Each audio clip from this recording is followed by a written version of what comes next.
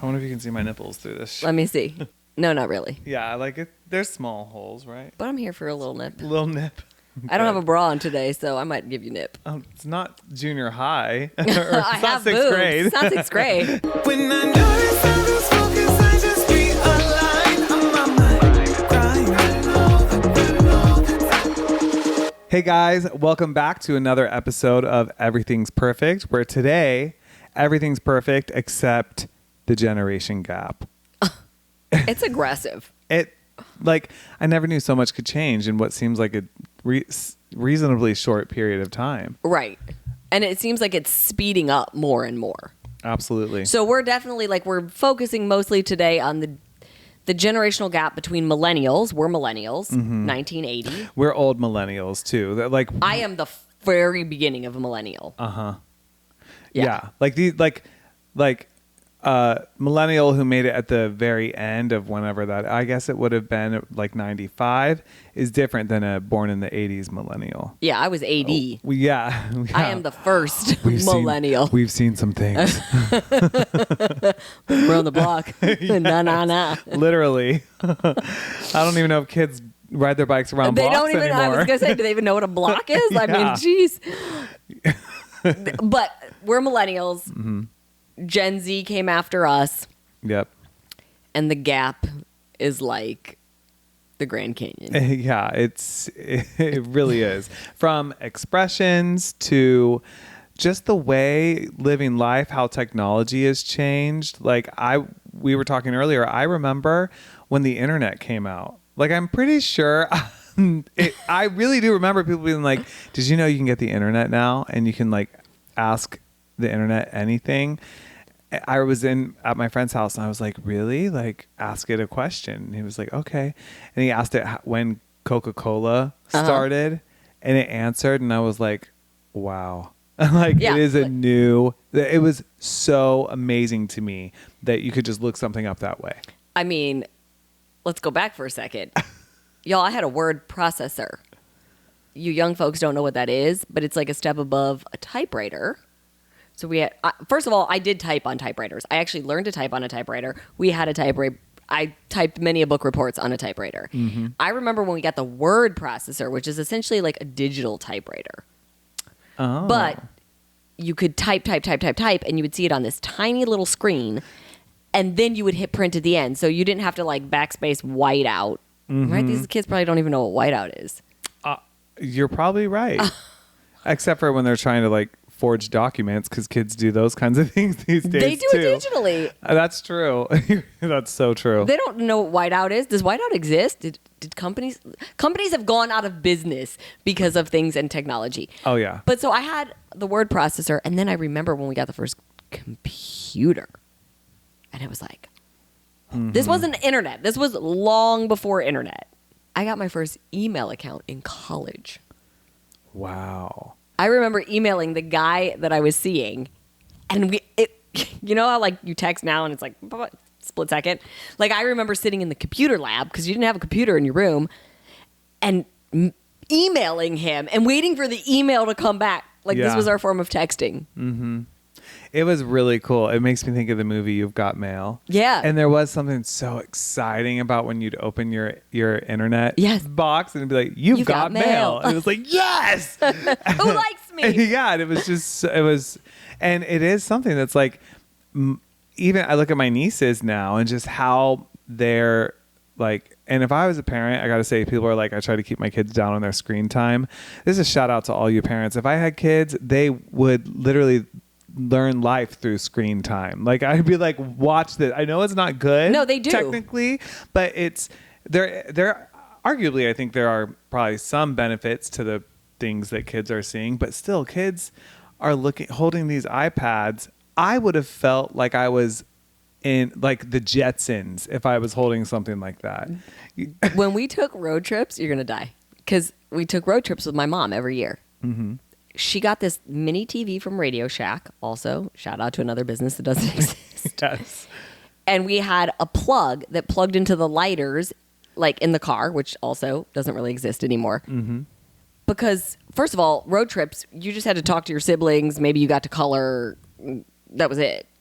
Then we remember when she got this TV and a VHS player.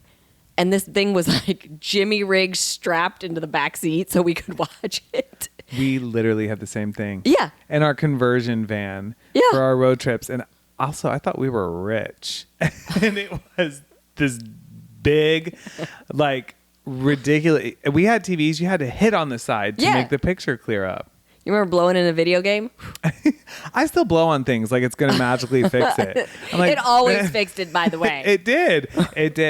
Things it's just dusty. By the way, Gen Z, if you're listening, if you're watching, I'm sorry, but there are things you are never going to fully understand. Like, do you know what a phone book is? Do you know what the weather station? Like, I know we got the weather app on our phone, but we called a number to get the weather report and the time. Weather, yeah. Why do you dial a phone number to find out what time it is? Where's the clock? Sometimes I just wanted to call somebody. We had movie and I would just call phone. time and weather. Yeah, and because it was a person. Uh-huh. Yeah. It was like an operator. Yeah. I remember my mom lived in Europe for 2 years, and I had to call the operator to have the operator call my mom. Oh my God. Long distance phone calls were such a thing. Oh, yeah. I remember thinking, you're moving. Literally, I lived in Dayton, Ohio, and we had family in Toledo. Uh-huh.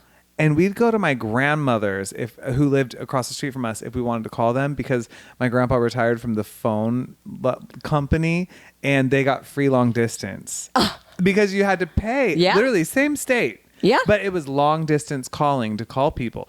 Kids won't understand that. They don't understand. They don't understand that when we first got cell phones, you had limited minutes that you had to buy.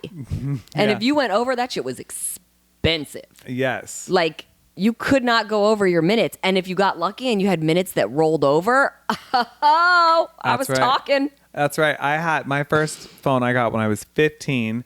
So, and honestly, that would have been in 2000, I guess. Yeah. And I was just so happy. My friends had phones already, but my parents didn't get me one yet. But they got me a prepaid phone. So they got me a card that had like minutes on it. But if I wanted more minutes, I'd have to buy them myself. And when I tell you, I kept all my conversations under 1 minute. Because if you even went like a minute and 5 seconds, you lost 2 minutes. Right. So I'd be like, hey, I just want to know when you're going to be here, but you have to tell me really fast. Like, all my conversations were so fast because I didn't want to lose the minutes. And now think about how much time we spend on our phones. It's a phone, it's a computer, it's an encyclopedia, it's a movie theater. Uh-huh. It is everything. Our faces are forever in these screens. You know, another thing that I feel like it's still there a little bit, but the instant gratification of like TV shows, like you had to catch a TV show and if you didn't catch it, you might not see it. Yeah, there weren't replays. Who knew when a rerun a year later might be on? So, and you couldn't record it, or if you wanted to record it, you could only record like one thing. Did you ever have the TV that you could watch something and then on commercials change the channel, but keep that first channel in the little square? I know what you're talking about, but no. Well, you poor thing. I didn't know you came from such a rough poor, beginning. We had a cable box. Okay. I don't even really know. It was a cable box. Most people probably don't know what this is. And it had 2 buttons on it and you change a channel.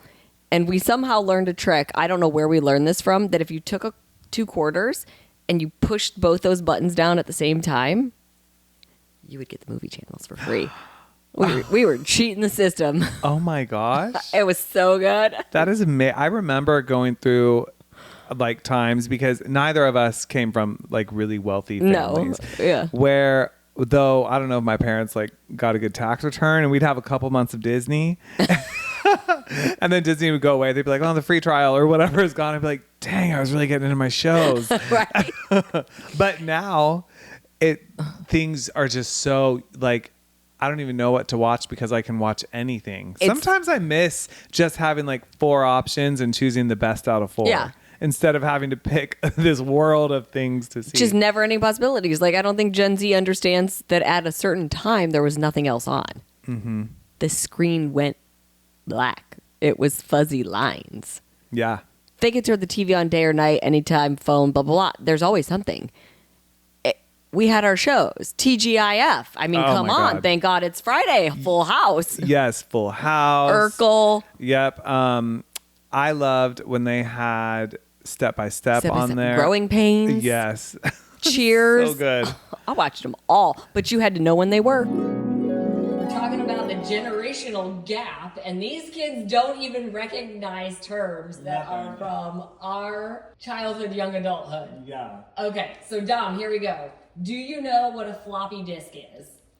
Zero clue what a floppy disk. Yeah. A disk that's got broken and now it flops. Fantastic. Okay. Do you know what dial-up is? Something to do with calling people. Probably like maybe since you guys had those old phones where you had to like I have no clue. Dial up and calling people. Do you know what a fax machine is? A machine that you check facts on. Like is the sky blue? And then All right. Do you know what a collect call is? a collect call, maybe it like collects call information. Like your parents can spy on you after a call or something. I don't know what a collect Do you call know is. what it means to burn a CD? To burn a CD, Yeah. you take a CD and you light it on fire. What about a Rolodex? Rolling a deck? What? Do you know what the yellow pages are? Probably something that has to do with like companies' phone numbers or something. Okay. What about a rotary? A rotary, like a rotary engine, like Okay. RX-7. Or do you A know? rotary dial, like a phone. All right. Okay, Good job. Kinda. kind of. These kids don't know nothing about nothing, G. They don't know these terms. Yellow pages.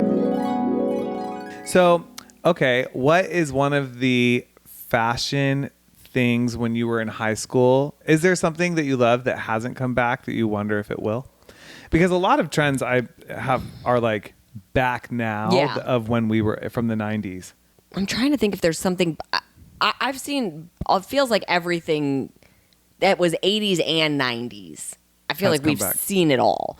Like maybe we haven't seen the French cuff jean very much. Do you remember? Do you know what a French cuff jean is? Yeah, you like fold it. You like fold it over and roll it up. I did that the other day. Did you? Yeah, and I felt like a bad bitch. Right? I was like, this is so cool, and honestly, And it like maybe I'll tapers bring it the back. leg. Yeah. Yeah. Yeah, I loved it. And the double scrunch sock, so like you would put like one color and then another color. That hasn't come back, but I'm okay with that. Yeah, I thought I would never want to be in anything other than ankle socks, and now I like socks with Yeah. shorts and stuff like that. But Same. I think another thing is, like, although fashion clothing has come around, hair was pretty bad in like this part of the 80s and 90s. Oh, thank Like, God the 80s hair hasn't come back. You know, I don't think it ever will. First of all, did we hate our hair? Like, did we use conditioner? Maybe a heat protector.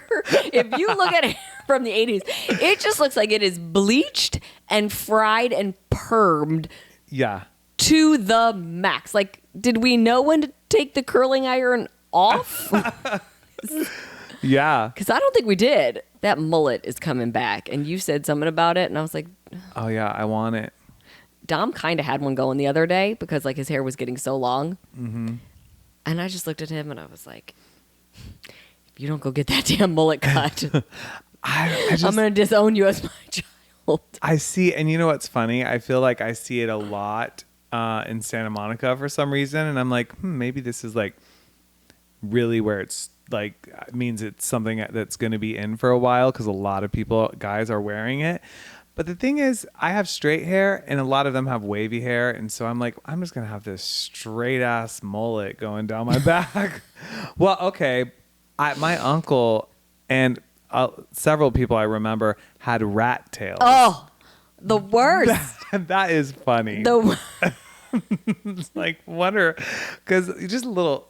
I don't know. The rat tails. It literally looked like a rat tail. It was like a Yeah. string of hair that was like maybe braided or worn a tiny ponytail. It's just not okay.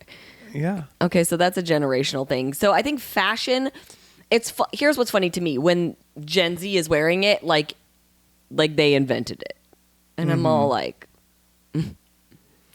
we've been there, we did it. Yeah. honestly, And you're welcome for the style. you know what's interesting? That feels like, which I'm not a historian with fashion, but it does feel like the 80s and 90s were the first time that these looks happened. Because if you think about like the 60s and 50s, and those are totally different Right. times Very and different people fashion. Yeah, it's like the 80s, especially street fashion, it was the first of its kind. We've seen the 70s come back quite a few times. And I even think Mm-hmm. right now some of the 70s, the bell bottoms, the platform shoes are kind of making a comeback again. Yeah. Okay, so here's a little different topic, but still very big generational. Well, we talked about technology. I was telling you like before we started, it's not just us, and it's not millennials to Gen Zs. I feel like it's every generation. So if I have conversations with my dad about certain things, he just can't wrap his brain around anything, it seems. But like, Love the guy, but love him. Technology eludes him. Okay, Yeah. like he'll call me and ask me, and I'll call Bobby. I'll be like, "You got to walk Dad through it." And my poor brother has so much less patience, but it's kind of entertaining for me because he's like, "Dad, God, just press a button," and my dad's like, "What button?" It's comedic, but I'm sure they couldn't have imagined the technology that we were going to have. And now we're looking at the technology that the next generation is going to have, like AI. Mm-hmm. And it's almost like, how do you even prepare the next generation to handle it? I mean, we have self-driving cars. right. That scares, I will tell you, scares the crap out of me. Like when I am driving and I see one of those cars, I am just like, you couldn't pay me to get in that thing. It's wild. And sometimes these, like the self-driving cars are very reckless. Like this one, stopped in the middle of a lane to let the passengers out. And a driver would be like, there's cars coming, but these people aren't paying any attention, and just flung open their doors. And so the lane that it stopped in I'm like, this is crazy. This robot's going to kill some people. So, okay. So we looked it up. After Gen Z is alpha. Mm-hmm. Will they even know how to drive? Will driving be a thing? Or will everything be? Oh, it definitely will eventually. I mean, think that's some will and crazy. some won't, but it's all going to be self-driving cars for sure. It's not a question of if, in my opinion. Right. It's a question of when. And I'm here for it. I know it's scary, but I also love naps, and I like riding in cars more than driving. And I think, like, man, it'd be nice to be able to just get in a car and just, like, I'm with you because I could get a lot of work done if I didn't have to drive. But I also think, I noticed this with Dom a lot. You lose a sense of awareness and direction. Like Dom started driving recently. Mm-hmm. He got his license in January. And when he first got his permit, I just remember saying to him, like, look up, like, get your face out of the phone and pay attention. Like, do you even understand the rules of driving? Because these kids grow up with their face in the phone in the car. Yeah. They're not looking. When we were in the car, there was nothing to do. You looked out the window. You knew the directions. Like, you know how to get everywhere. Yeah. You understood, they stop there. They do this. They do that. Like, because you just had to pay attention because there was nothing else to do. Yeah. So I do think it is something that we're seeing with Gen Z. Like you said, they throw the door open. Because I just think, and I'm not saying this to be mean, but I think there's a little bit of just zoned out, oblivious, like in their own world, the world of technology, not aware of their surroundings as much, maybe. Well, especially that makes me think about, I remember when I was when I was 15 and getting ready to start driving, I was paying so much attention to where things were because GPS obviously wasn't a thing. Now I don't go. I put GPS in my phone no matter where I'm going. Same. Also, we live in LA and it might avoid traffic. But do you remember MapQuest? Yeah, you had to go on and print out your directions, which also felt very advanced. Yes, because my parents had, or grandparents had, a damn map. Oh, and I yeah. remember looking at that thing like, what if we don't find a treasure after this, it ain't worth it. Like, that is the only kind of map. I never understood that. Like, if I'm lost, I got to open this thing and I'm trying to trace a line. I don't know where I am to begin with. How am I supposed to find the line of point A? That's like just like when people would say, like, oh, you don't know how to spell the word, look it up. Bitch, I don't know how to spell it. Yeah. How am I supposed to look it up? How am I supposed to get the dictionary out if I don't know the order of the letters? Right. That's for our self-love If I episode. think psychology starts with an S, Yeah. then I'm never going to find it never in a gonna find dictionary. We digress. It's crazy. When I started driving, my grandparents gave me one of those. Is it called an atlas? Or Yeah. is that the thing that... I think it's an atlas. Yeah. And I just was like, y'all should have saved your money. Because I'm never... Looking at that thing just makes me feel a little stressed. And I'm not going to do that. When I moved to LA, because yes, there was MapQuest, you could print them out, but it was a thing to have a Thomas guide in your car. Okay, you guys, a Thomas guide is like 1,000-page book. It's huge of maps of California, basically, like LA. So you have to. I don't even think I ever used it. Like somebody gave me one. I don't even remember, but like you would have to like in the index look up the address, and it would tell you what page to go to the map on. Then you have to open it. So it's like a spiral bound, and then you would unfold it, and then sometimes the map was so big it would tell you to go to another page for the continue. Do you think I'm finding my way anywhere? I know. And also, they're like, now it's like, don't text and drive. We come from the generation where you wanted us to read a book that we didn't even understand while we drove. Yeah.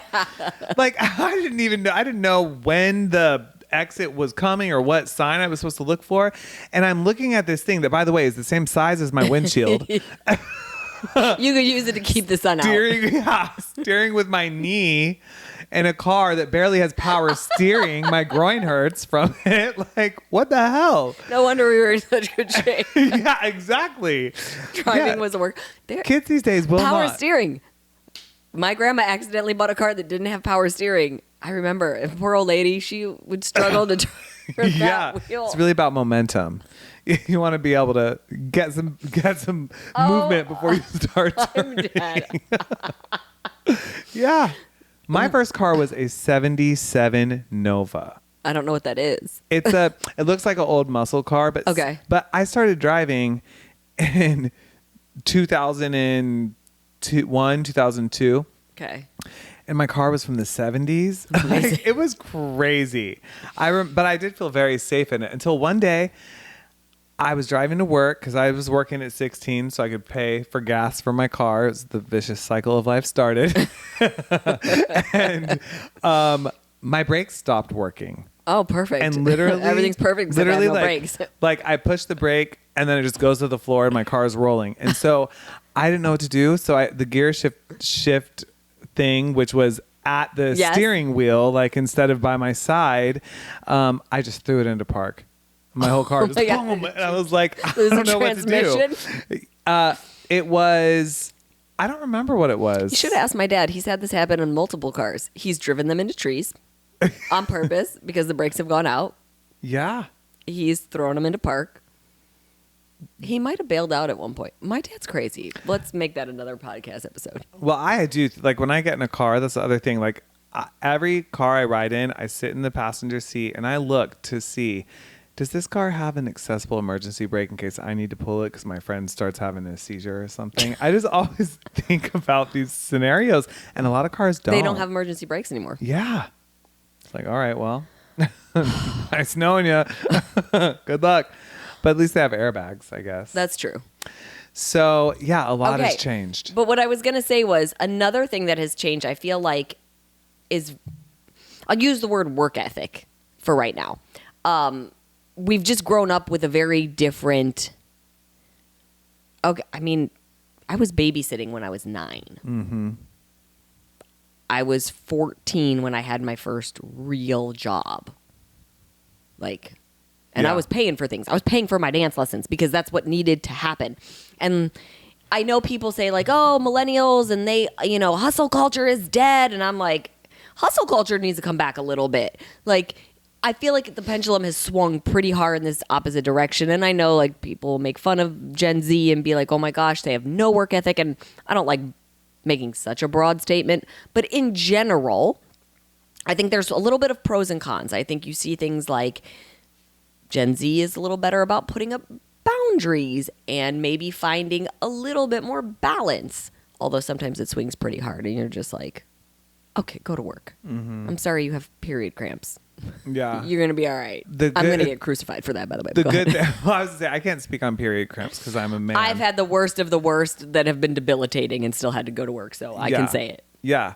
Well, that was me. Like I started working, but I couldn't get a worker's permit. I think until you were 15, you could get one in Ohio. Oh, I lied. But I started getting I got a job under the table when I was like, I think 14 is when I started. Mm-hmm. And when I turned 16, that's how old you had to be to work at Bob Evans. Anyone from the Midwest listening will probably know, or parts of the South, I don't know, will know about Bob Evans. And I knew that I had the best chance to make the most money as a waiter because making tips, my friends were making more than like working at a clothing store or something. Right. And so I was working. They were like, how many shifts do you want? I was like, how many you got? All of them. Give them to me. I'm trying to make some money. Right. I'm trying to do some things. I want to be able to buy outfits because I came from the world. My parents, who I'm very thankful for how they raised me. And I'm actually thankful for being raised like this. I usually, when I was young, got like one new pair of shoes a year. Oh, yeah. And I loved the idea of, okay, if I work and make money, I can buy more than one pair of shoes. Yeah. I can go get, this or that. I can go hang out with my friends. And it was this, I had that motivation. And I think for some reason, a lot of times, and I know there's so much different about the world we live in. It's not just, I think, a young person's willingness to work, Right. but also so many adults are now working jobs that I was able to work then. Right. So I don't know, but I do think I'm thankful for that hustle because I still to this day have so much faith in myself that no matter where I find myself, if it is within my power, I will do it. Like Right. I will do whatever is hard. It doesn't have to be glamorous. I'll do what I need to do. And I know that because that's what I've always done. Yeah. I'm the same exact way. Like, again, I was babysitting, then I was working in a grocery store, then I was waiting tables in high school because I had to pay for all my own dance classes. Like, that's a story for another time. But yeah, I had to pay for my dance classes. I had to pay for my costumes. I had to pay my entry fees for the competitions. I had to pay for all of it. And then when I went to college, I had student loans. I did the work study program and I worked full time waiting tables with a full college load. So a lot of times when people see like, oh, you made it or whatever, they're not looking at the 20 something years of work that necessarily came before it. And I think also for this new generation, they have the ability to earn money in ways we would have never imagined. Just the influencer culture. OnlyFans. I'm just kidding. No, but seriously, Yeah. kidding, but not kidding. Absolutely. Influencer world in general and how they can earn money. I mean, I just said to Dom the other day, it's actually harder for them to get regular jobs, I feel like. Like Dom's been applying to different places and he's definitely having a harder time getting jobs. Like he's had a couple seasonal ones, but that's it. And like he just applied to a grocery store. And I looked at him and I said, okay, you need to sign up to do Instacart. And he's like, I think I have to be 18, which I have to look at because it used to be 16, like as long as you had a driver's license. And I'm like, well, we're going to look at that because you need a job. Yeah. Like you're 16, you have a car, you want to, and he's very good about it. Like Dom's very good. He's very appreciative. He'll help out around the house, but I want him to actually have some crummy jobs that aren't fun and aren't glamorous. Having to deal with bosses that they don't connect with, coworkers. I want him to, that is what gave me my drive to be like, okay, what do I want to do with my life? And I'll work as hard as I need to do that because I don't want to keep doing this. Yeah. I can. This will pay the bills. I can, again, same thing. I can do all the non-glamorous things to get by. I just don't want to. I want to do the thing I love. Totally. Honestly, sometimes I think what gives motivation is doing the thing you don't want to do. Right. And it's good to know that you can, not that you can, but that you're willing to. It's not that you're above it, but it motivates you to move past it, grow past it. Yeah.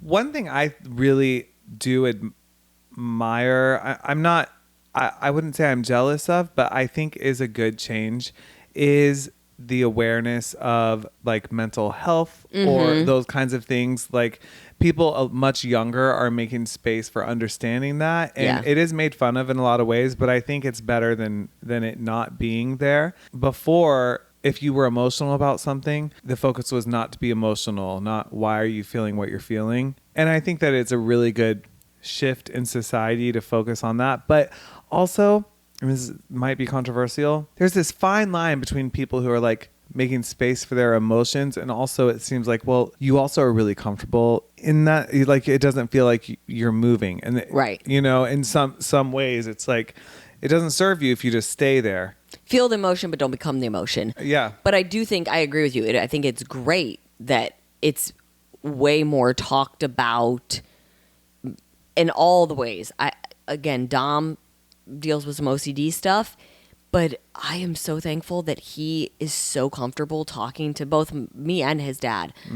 Anytime. Even last night, he's like, Mom, I'm struggling a little bit with my OCD tonight. I'm like, all right, let's talk about it. What's going on? Like, tell me what's on your mind. And I just count my blessings every day, because I would have never in a million years said something like that to my dad. And that's not like he's not a bad parent. You just didn't talk about it. And it's probably why we have some of the trauma we have built up, because there were just things that you kind of had to try to process maybe before you were emotionally and intellectually ready or capable of processing those emotions on your own, because you didn't necessarily have the adult guiding you, because it just wasn't talked about. And they didn't know. And they didn't like, know. They didn't have the tools to talk about it, because that's something I like to remind myself of. Most generations, like I can look at my parents' generation and find a lot of faults. But if I look at their parents' generation, I see a lot of growth. Yeah. And really that's true for most generations. I think that's important to understand why we're talking about the generational gap too. Because it's not to knock another generation, even though we're like having good fun with the differences between the two.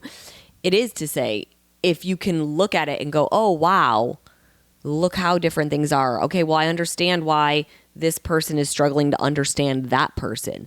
The world today is not the world you and I grew up in. I grew up riding my bike, going to the playground. Like I said, TGIF, Sundays were spent with family. Like it was our little community. That was it. Like I grew up in Collinwood, Ohio, and that's where everything happened, and that's it. Yeah. And I do think, we kind of talked about this with social media a little bit in that episode, but, we've lost some connection because of it, but then we've also gained other connections. Absolutely. But it also ties into some of the other things that we've talked about with comparison and self-love, because you can literally see what the entire world is doing every second of the day.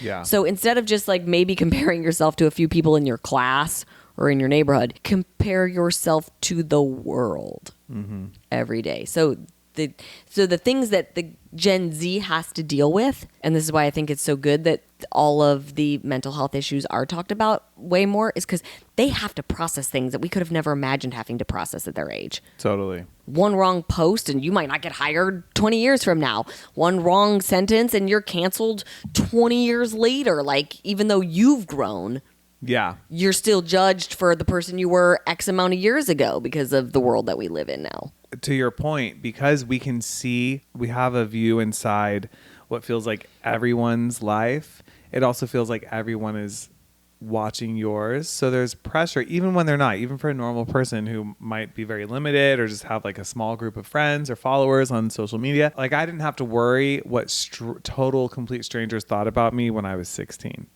Right. But now a 16-year-old is probably thinking about that a lot because of technology and social media changes. One thing that I love I don't know, maybe I'm out of touch and maybe you have more understanding of this because of Dom or something like that. I do love that bullying is more talked about and people stand up against it more, I think. It makes me think of the movie, I think it's the sequel of 21 Jump Street or 22 Jump Street, yeah. when they go back and he called something gay. I'll turn that gay-ass music off. You punch me because I'm gay?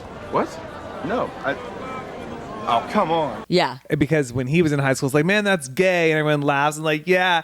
And then he said, man, that's gay. And someone was like, why would you say that? Right. That is really insensitive. I didn't punch him because he's gay. I punched him, and then he's happened to turn out to be gay afterwards. I was gay when you punched me. Like one of the cool kids. Yeah, one was of the cool like, kids. He's gay. Don't use that as a slur. Right. And I thought I think that is true. Like Gen Z is more aware at a younger age about just being a little bit less of a bully, even though I know the bullies are still out there.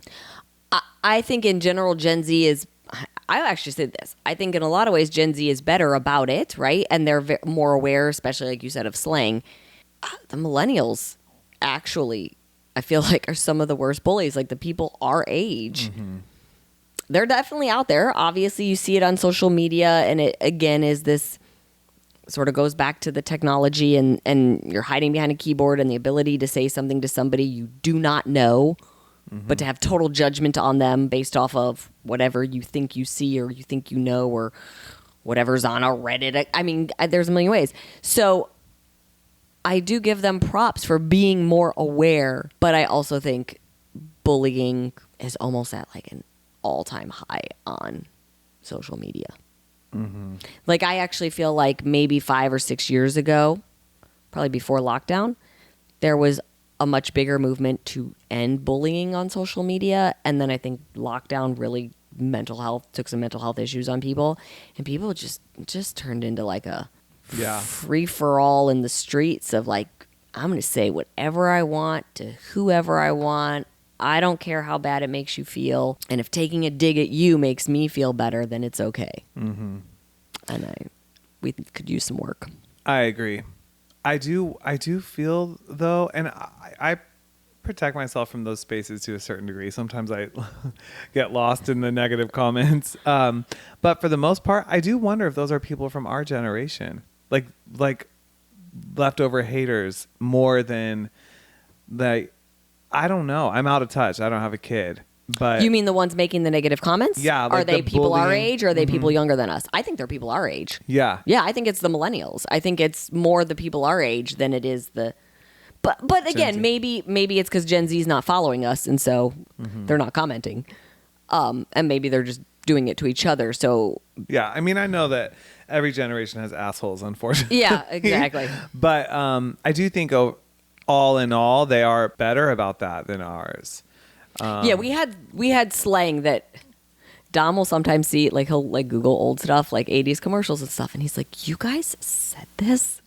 It's crazy. I'm it like, is savage. It was a different time, and I'm not saying it was right. It just was a different time. It was. Okay, so let me ask you this: do you think that we have thicker skin because of it?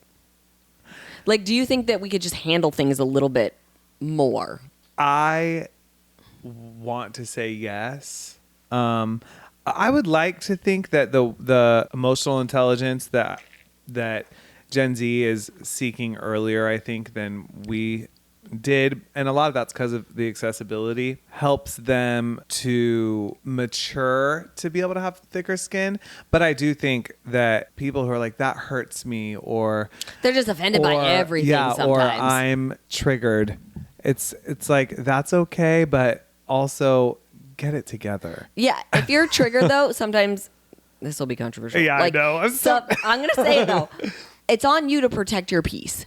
Yeah. It's not on the world to not ever say anything. I use this as an example when I talk about it because it drives me crazy when people are like, I'm triggered. Like everything needs a trigger warning. And I'm like, okay, let's use alcohol for an example because I come from a family that has more than one alcoholic in it. People that are very, very close to me. And I've experienced some shit. Mm-hmm. So I could choose to be triggered by everybody. Oh my God, Sunday brunch. Let's get drunk. It's mom o'clock. Like, hey, guess what? There's people out there that are recovering alcoholics that are on social media. There's people out there like me that have dealt with some serious trauma from alcoholics. And maybe that's a trigger to me. But it's not on me. It's not on the world. Like, if you want to post your thing about your boozy brunch or your blah, blah, blah, it's not on everybody else to have to not live their life because of my experience. It's on me to manage, to either deal, like, you know, do the work I need to do to manage those feelings, or to not follow that account if I feel like it's too much posting about that and it bothers me. It doesn't, but like, Yeah. I'm just saying I an could be example, yeah. very triggered by it based on some pretty bad experiences I've had in my life. But that's on me to do that work, not to think that everybody has to tiptoe around. Like, because nobody knows what your experience is. Yeah. So it's like if I post something and it triggers you, it wasn't an attack. It wasn't meant to make you feel bad. Right. So scroll past, unfollow, whatever. But like, it doesn't mean that the world is out to get you. Yeah. Yeah. That's what I feel that our generation, like, back to your question, probably in that way has thicker skin. Because if something bothered you, you had to get over it. Yeah. And there's a balance there. Like, maybe I think instead of get over it, it's okay, why did that bother me? Right. And what is the work on me to do to protect myself and from these feelings? But the people who are always triggered or always have a problem with something that someone said, or if someone says, you get to a place like I've been afraid to share my little wins because what is a victory to me could trigger someone. Right. And that's like, come on. Yeah. Like you're really just taking joy from people if you're the kind of person doing that. So Do you think it's trendy to be triggered? Trendy to find fault in everything that somebody says or does? I think that we are in a time where that's really divided, and I wish that we could meet in the middle on it, because I think that there's a group of people who are like, everything is an offense. Right. Everything.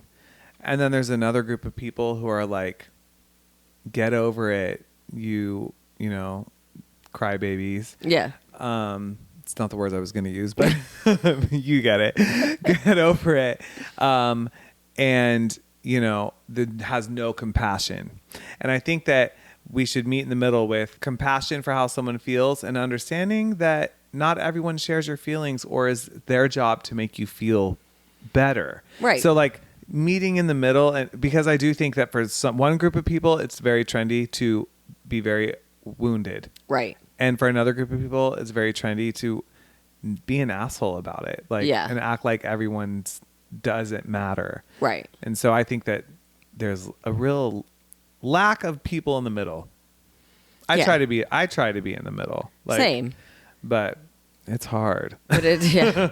And sometimes it's hard on either side, because sometimes I look at the person lacking compassion and I'm like, God, you suck. And then sometimes, and I do think usually those are like millennials or sometimes even older generations. I think Gen Z and younger people are more compassionate right now. And I do think that's a good thing. Right. But being compassionate is different than always being triggered. Oh, Yeah, like that for so, sure. So I think they're compassionate, but I like to encourage people. Like, I taught sixth graders a couple years ago. There were like 40 of them dance. And it's interesting as an adult, gay man now, to work with kids, because I didn't get to see myself at that age. Mm-hmm. And there was a little boy in the class who was obviously extremely feminine, and if he grew up where I grew up, would have been made fun of a lot. Right. And called a girl and a sissy and all the things that I was called at times. And when in this class we rotate dance partners, and I really didn't know what to do, because that little boy stood on, like, learned the girl's part. Oh, okay. And so the first thing I did was call it leader and follower. And I try to do that as a ballroom instructor in general anyways, just for the habit to, because of like whatever, it's dancing. It doesn't have to have a gender title to it. But what I loved is that no one, like, we still rotated, and every other boy in the class, when they got to him, just danced with him like one of the girls. And it seemed to me like my class in first grade would have never done that. No. Which they're sixth graders, but I just was homeschooled then. But it was so cool to see. And so it gives me hope for the generation that we're in now, of being more compassionate and understanding and less judgmental and harsh. That's amazing. Yeah. And it was in Nashville. It was in a southern, more conservative part of the country. So it was that very makes cool. me happy. Yeah. Go Gen Z. Yeah. Getting I love you something guys. right. Don't understand you. I can't understand most of the words you say. Oh my God. But appreciate you. I definitely appreciate you, but if you could just come back to the English language, that would be super helpful because Riz and Yat and oh God, what is else? Skibbity, Sigma. Sigma. Literally, I'm lost. I'm just, Dom says full sentences to me, and I'm like, I don't know what you need. yeah. Like I hope you're okay. How was school? It was Sigma. I'm like, Yeah. was it good? Or he'll go bien, and I'm like, oh, I know that's Spanish, but I'm like, Tom, just Please. Why are you Can't- trying to confuse me? use a full sentence. Yeah. Just tell me how you feel. Yeah, y'all need to come. Well, our slang was like radical, Yeah. tubular, cool. Yeah. I just gave you some good 80s right you there. sure did. I am at a place, and then that's just where I'm trying to learn because I turned 40 this year. I've referenced that in a couple episodes. I don't want to like say things to be cool. I don't even know if cool is what we're supposed to say anymore. It's still cool to say cool, I right? think so, yeah. Okay, I hope so. can I tell you my thing? There are all these sayings, and because I don't use TikTok a lot, I'm not learning them. But then I'll see something in a magazine or I'll see something on a reality show or something, and I'm like, what is that? And these are women my age, so I guess I should know what this means, and I don't, and I feel very uncool and unup to date. I just heard on the radio the other day something like Kim Kardashian said something like, "Oh, that outfit's nachos" or something like that. She said, "Okay, I know exactly what you're talking about because I like, had to break it take this to down. Chat GPT." She was talking about these pants she wore on Saturday Night Live, and Yes. she was like, "I wore these when I was here before, and thought I'd reheat these nachos." And I was Yeah. like, "Huh?" And then I heard someone else say, or like it was a caption, "Reheat nachos," and I was like, "Okay, what is going on?" And I Googled it, and it's an expression that's like sort of catching on about repeating something. Right. And it can be used as like not because nachos are never as good when they're reheated. Right. But also people are making it like, let's reheat those nachos. Right. It's like, why nachos? Like, I just don't understand. Can't you just say wear the outfit again? Exactly. Repeat. Like, why do I have to Chat GPT it to understand it? If I have to go like 7 layers deep to understand what it means, which is what I feel like We're doing too much. you are doing the most. And who starts it? Yeah. I want to know who started all these words for these kids. Well, that's why I like to watch the Kardashians because I figure they are our age. Uh-huh. And I'm with you, by the way. they have kids, and they're also like at all the parties, and they also have a whole team of people trying to keep their brands relevant and stuff. So I'm like, if they say it, I'm going to learn it and say it. And so if you're listening, follow along because whether we figure it out from the Kardashians or Dominic will help. I'm going to do my best to not say outdated. I mean, you can't say old things like slang. chillax. I That's wouldn't like say 2010. chillax. Trying to think if there's anything that I say. I say chillin'. I say I'm chillin'. Do you? Yeah. I haven't heard you say that. People be like, "How you doing?" I'm like, "I'm just chillin'," or like if I'm home and just being quiet or something, and Nell's like, "Are you okay?" I'll be like, "Yeah, I'm just over here chilling. I'm just chilling." Chilling. That's an oldie, but Yeah, a goodie. yeah. But see, it works. I understand that. Yeah. You're on ice. You're cool. You're calm. You're collected. Uh-huh. It's not reheated nachos.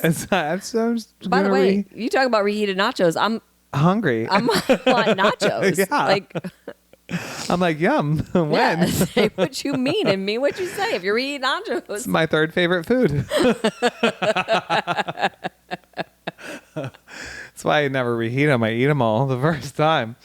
Something that I'd like to say is there's so much, I think, from one generation to the next that can criticize the other.